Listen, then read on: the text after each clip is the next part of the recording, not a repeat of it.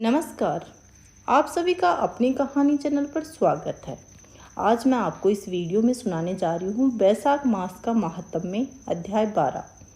इस अध्याय में अक्षय तृतीया और द्वादशी की महत्ता का पुण्यदान एवं कुतिया का उद्धार के बारे में बताया गया है। तो आइए सुनते हैं। श्रुतदेव जी कहते हैं, जो मनुष्य अक्षय तृतीया को सूर्योदय काल में प्रातः स्नान करते हैं और भगवान विष्णु की पूजा करके कथा सुनते हैं, वे मोक्ष के भागी होते हैं। जो उस दिन श्री मधुसूदन की प्रसन्नता के लिए दान करते हैं, उनका वह पुण्य क्रम भगवान की आज्ञा से अक्षय फल देता है। बैसाख मास की पवित्र तिथियों में शुक्ल पक्ष की द्वादशी समस्त पाप राशि का विनाश करने वाली होती है। शुक्ला द्वादशी को योग्य पात्र के लिए जो अन्न दिया जाता है, उसके एक एक दाने में कोटि कोटि ब्राह्मण भोजन का पुण्य होता है। शुक्ल पक्ष की एकादशी तिथि में जो भगवान विष्णु की प्रसन्नता के लिए जागरण करता है, वह जीवन मुक्त होता है। जो बैसाख की द्वादशी तिथि को तुलसी के कोमल दलों से भगवान विष्णु की पूजा करता है, वह समूचे कुल का उद्धार करके वैकुंठ लोक का अधिपति होता है। जो मनुष्य त्रयोदशी तिथि को दूध, दही, शक्कर, घी, शुद्ध मधु, इन 5 द्रव्य पदार्थों से भगवान विष्णु की प्रसन्नता के लिए उनकी पूजा करता है तथा जो पंचामृत से भक्ति पूर्वक श्री हरि को स्नान कराता है, वह संपूर्ण कुल का उद्धार करके भगवान विष्णु में लोक प्रतिष्ठा प्रतिष्ठित करता है। जो मनुष्य सायकाल में भगवान विष्णु की प्रसन्नता के लिए शरबत देता है, वह अपने पुराने पाप शीघ्र ही त्याग देता है। जो मनुष्य बैसाख शुक्ला द्वादशी में पुण्य करता है, वह अक्षय फल देने वाला होता है। प्राचीन काल में कश्मीर देश में देवव्रत नामक एक ब्राह्मण थे। उनके सुंदर रूप वाली एक कन्या थी, जो मालिनी के नाम से प्रसिद्ध थी। ब्राह्मण ने उस कन्या का विवाह सत्यशील नामक बुद्धिमान दिवस के साथ कर दिया। मालिनी कुमार्ग पर चलने वाली चंचली होकर सौजन्यता पूर्वक इधर उधर रहने लगी। वह केवल आभूषण धारण करने के लिए पति का जीवन चाहती थी, उसकी हितैषणी नहीं थी। उसके घर में कामकाज करने के बहाने उपपति रहा करते था। सभी जाति के मनुष्य जार के रूप में उसके यहाँ ठहरते थे। वह कभी भी पति की आज्ञा का पालन करने के लिए तत्पर नहीं हुई। इसी दोष से उसे सब अंगों में कीड़े पड़ गए, जो काल, अंतक, यम की भांति उसकी हड्डियों को भी छेद डालते थे। उन कीड़ों से उनकी नाक, जिह्वा और कानों का उच्छेद हो गया। स्तन तथा अंगुलियां गल गई। उसमें पंगुता भी आ गई। इन सब कलेशों से मृत्यु को प्राप्त होकर वह नरक की यातनाएं भोगने लगी। 1,50,000 वर्षों तक वह तांबे के भांड में रखकर जलाई गई। 100 बार उसे कुत्ती के योनि में जन्म लेना पड़ा। उसके बाद सोवीर देश के पद्मबंधु नामक ब्राह्मण के घर में वह अनेक दुखों से गिरी हुई कुतिया हुई। उस समय भी उसके कान, नाक, पूंछ और पैर कटे हुए थे। उसके सिर में कीड़े पड़ गए और योनि में भी कीड़े भरे रहते थे। राजन, इस प्रकार 30 वर्ष बीत गए। एक दिन बैसाख शुक्ल पक्ष की द्वादशी तिथि को पद्मबंधु का पुत्र नदी में स्नान करके पवित्र भीगे वस्त्र से घर आया। उसने तुलसी की वेदी के पास जाकर अपने पैर धोए और दैव योग से वह कुतिया वेदी के नीचे सोई हुई थी। सूर्योदय से पहले का समय था। ब्राह्मण कुमार के चरण मोदक से वह नहा गई और तत्काल उसके सारे पाप नष्ट हो गए।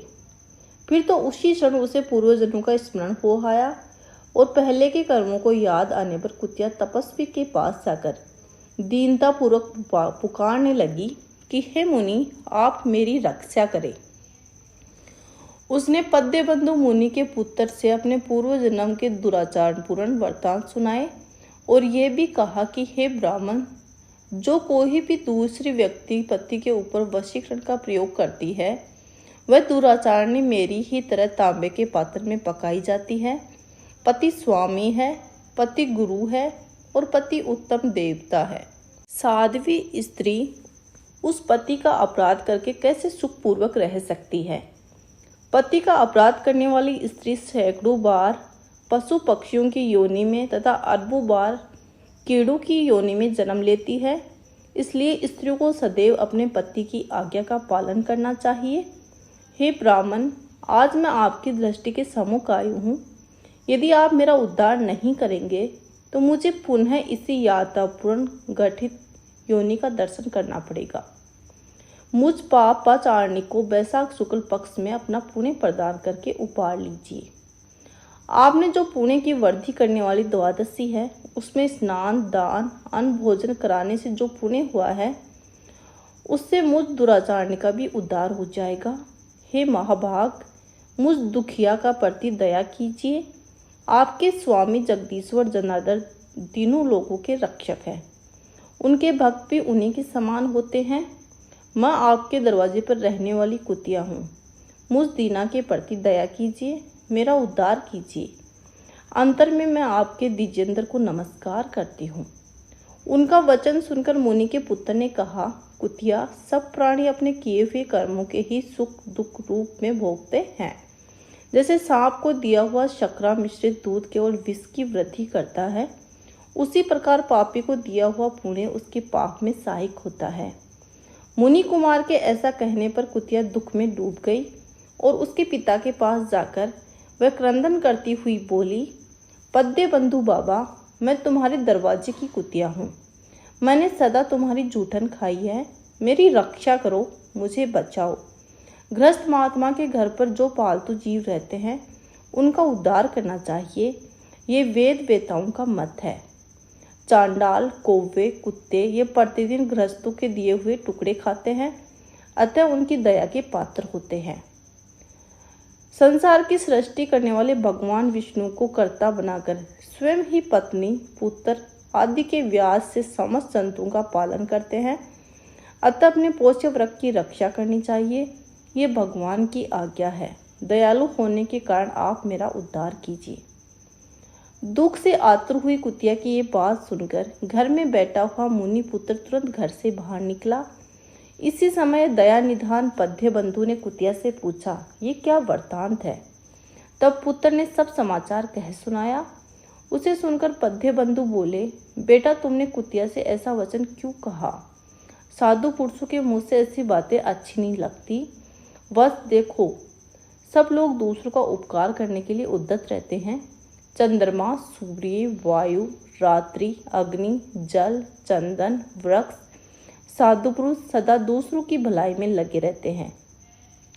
दैत्यों को महाबली जानकर महर्षि दधीचि ने देवताओं का उपकार करने के लिए दयापूर्वक उन्हें अपने शरीर की हड्डी दे दी थी। महाभाग, पूर्व काल में राजा शिवी ने कबूतर के प्राण बचाने के लिए भूखे बाज को अपने शरीर का मांस दिया था। पहले इस पृथ्वी पर जीवत मुहत वाहन नामक राजा हो गए थे।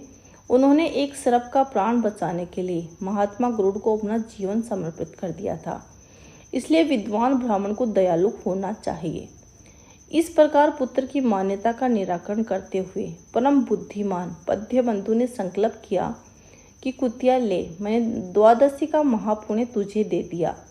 ब्राह्मण के इतना कहते ही कुतिया ने सहसा अपने प्राचीन शरीर को त्याग कर दिव्य देह धारण कर वस्त्र आभूषणों से विशोभित हो गई।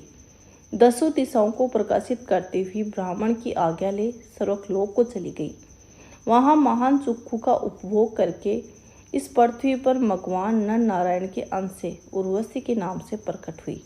बोलो विष्णु भगवान की जय। बोलो श्री हरि की जय।